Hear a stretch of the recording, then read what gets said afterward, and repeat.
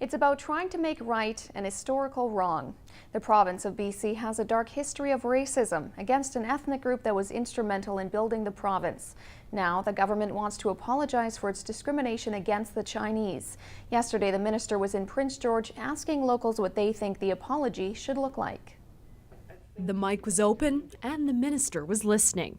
People shared their suggestions to honor the contributions of the Chinese in BC, as well as personal stories of how discrimination impacted their family.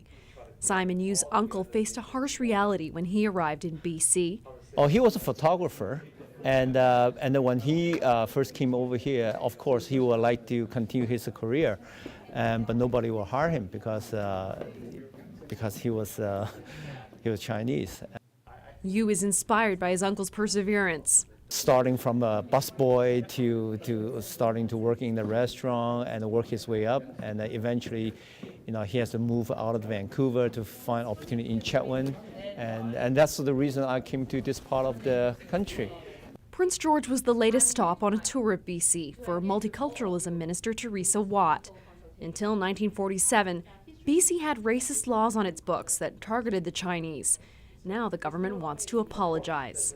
As a multiculturalism minister of Chinese descent, I feel proud and very pleased that I'll be able to take on this task and apologize to the Chinese Canadian community. Watt is getting ready to write the apology, which is set to be announced this spring. Some people say, well, let it bygone, but I think it is important to make a formal closure. As for Simon Yu, his uncle didn't let racism stop him. Now he's one day I'm going back to my love of my career, which he did, and he eventually became very successful in his as a photographer, and so he's a great man.